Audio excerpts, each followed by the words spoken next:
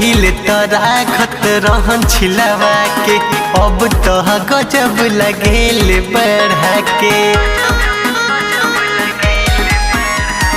पहिले तो राखत रहन छिलवा के, अब तो गजब लगेले बढ़ा के। झाड़ले बारी तो लगेले गर्द फर मन करे ललीली बलैया, कि दढ़िए से हीरो लागस मोर सैया, कि दढ़िए से हीरो लागस मोर सैया।